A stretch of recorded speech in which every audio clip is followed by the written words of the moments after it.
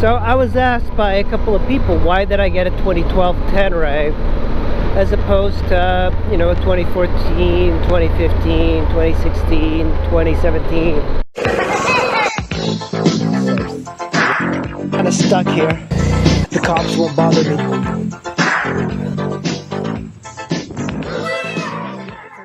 Yada yada.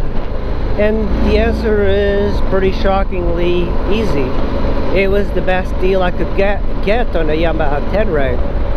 And of course this is a 1200cc bike.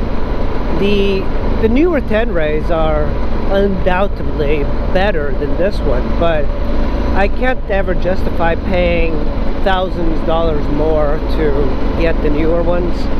And the newer ones, from what I've seen, are quite good. They have electronic suspension. I think the ES model has electronic suspension, and that is something I would like to try in a motorcycle, because it's very high tech and there's a lot of things you can do when you're riding. There's probably even like phone apps that you can do to change the way the bike behaves in corners and stuff like that. So for me, that would actually be a very smart thing. But the problem is to get any ES model, and I think Yamaha's doing that with their FJRs and everything. It's funny, this one has got traction control, 3 modes, and I can feel the traction control being limited when I'm riding and giving it gas. It's kind of like an odd feeling of modulation in the corners. But yeah, that's really the only reason. If I could get a Yamaha Tenere that was newer with electronic suspension, yeah, I would jump at the chance of that. But you know, this bike, and I've seen these Teneres for about $5,000 to $6,000, the 2012, 2013s. So yeah, $5,000 to $6,000 on a 2012, 2013, as opposed to $8,000 to $9,000 on a above 2013. So you can see, for me, it's more of a value sort of thing, because I don't want to get a bike that I don't see as a good value, because these bikes, they just depreciate, and they're not collector's items. I think they're a good value, and I think they're only a good value in the 2012 and 2013 years. When it goes into the 2015, there's been such improvements that they do hold their value a little bit more. But I find that, I think I'm going to go this way, I find that I don't really need any of the electronic suspension, the adjustable windscreens, the cruise control. I don't really need any of that. I don't even need modes on this. I don't need a touring mode and a sport mode. And quite frankly, I don't need traction control modes. I just want a basic bike with that motor. You know, you buy this for the shaft drive and the 1200 cc's of motor and that reliability. And I find that whatever engine that you get, whatever year you get as a Tenere, you're going to find that it's going to be just as reliable. Now, there is an issue in the 2012s, 2013s. They do have engine issues, but I think it's kind of like one of those hit or miss sort of things.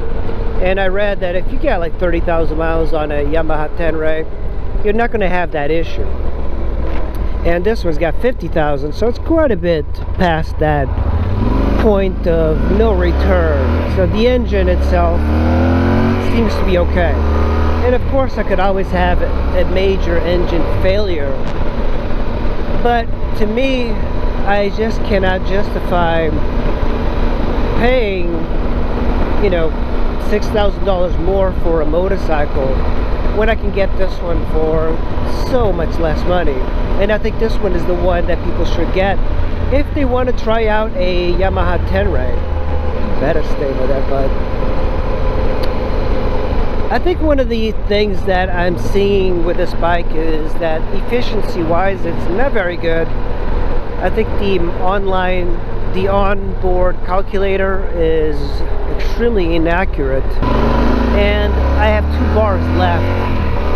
So Yeah, you know, you do get less mileage for having a big motor, but I'm a little disappointed, I'm not gonna lie. When it comes to efficiency, this bike gets less mileage than my Toyota Echo and my Prius. And it's hard to justify that as a commuter. But I keep telling myself, you know, the cost will outweigh the downside because of the shaft drive, and that might be the case because, you know, chain drives are a pain in the ass to deal with. But yeah, I don't see the great value in the newer Teneres. You know, that's for something that there's a lot of riders that want all the safety of that bikes have to offer, ABS, the traction control. I'm not one of those guys. I think I just want a regular bike, and I think you get the same amount of bike from a 2012 as you do from a 2020.